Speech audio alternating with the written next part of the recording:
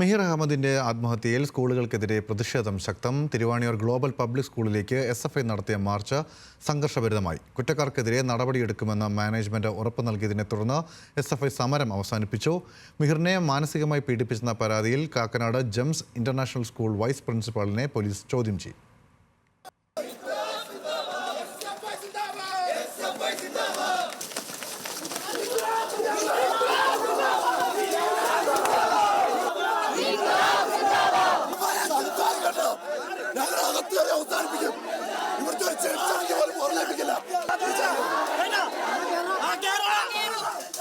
മിഹിർ അഹമ്മദ് എന്ന 15 വയസ്സുകാരന്റെ ആത്മഹത്യയിൽ കൊച്ചി തിരുവാണിയൂർ ഗ്ലോബൽ പബ്ലിക് സ്കൂളിനെതിരെ പ്രതിഷേധം ശക്തമാവുകയാണ്. സ്കൂളിൽ നടന്ന ക്രൂര റാഗിങ്ങിനെ തുടർന്നാണ് മിഹിർ ആത്മഹത്യ ചെയ്തതെന്ന മാതാപിതാക്കളുടെ പരാതിയിൽ പോലീസ് അന്വേഷണം പുരോഗമിക്കുന്നതിനിടെയാണ് വിദ്യാർത്ഥി സംഘടനകളുടെ പ്രതിഷേധം.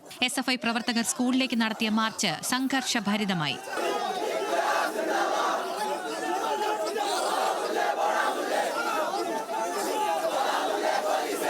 ഇതേ തുടർന്ന് സ്കൂൾ മാനേജ്മെന്റും SFI നേതാക്കളുമായി ചർച്ച നടത്തി.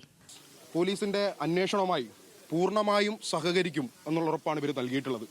CCTV ഉൾപ്പെടെയുള്ള ഫുട്ടേജുകൾ ഉൾപ്പെടെയുള്ള കാര്യങ്ങളൊക്കെ പോലീസിന് കൈമാറുന്നൊരു നിലയുണ്ടാവും.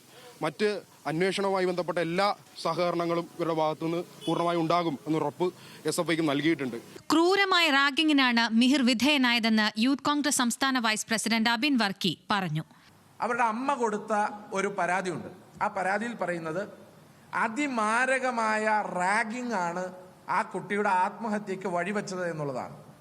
ഈ അതിമാരകമായ റാഗിംഗ് നടന്നു എന്ന് പറയപ്പെടുന്നത് എറണാകുളത്തെ ഏറ്റവും പ്രശസ്തമായ ഗ്ലോബൽ പബ്ലിക് സ്കൂളിലാണ്.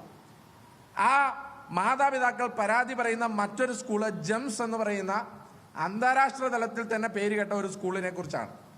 ഈ 2 സ്കൂളുകളിലുമായി പഠിച്ചിരുന്ന ആ കുട്ടി അതിമാരകമായ റാഗിങ്ങിന് വിധേയമായി എന്ന് പറയുമ്പോൾ, അതും കോൺസെൻട്രേഷൻ ക്യാമ്പുകളിൽ പോലും നടക്കാത്ത വണ്ണമുള്ള ഏറ്റവും വലിയ ഹ്യൂമിലേഷൻ, അത് 9ാം ക്ലാസ്സിൽ പഠിക്കുന്ന കുട്ടികൾ നടത്തിയെന്ന് പറയുമ്പോൾ, ക്ലോസറ്റിൽ തലവെച്ച് ഫ്ലഷ് അടിച്ചു എന്ന് പറയുമ്പോൾ, കേരളത്തിലെ വിദ്യാർത്ഥികളുടെ ഉള്ളിലൂടെ ലഹരിയാണോ ഓടുന്നത് എന്നുള്ളത് കേരളത്തിൽ യൂത്ത് കോൺഗ്രസ് സംശയിക്കുകയാണ്.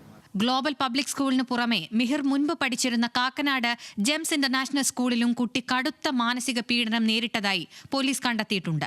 ഇതോടെ ജെംസ് സ്കൂളിലെ വൈസ് പ്രിൻസിപ്പാളിനെ ചോദ്യം ചെയ്യാൻ പോലീസ് തീരുമാനിച്ചു. വൈസ് പ്രിൻസിപ്പാൾ കുട്ടിയെ അകാരണമായി മാനസികമായി പീഡിപ്പിച്ചിരുന്നതായും പോലീസിന് വിവരം ലഭിച്ചു. ന്യൂസ് മലയാളം, കൊച്ചി.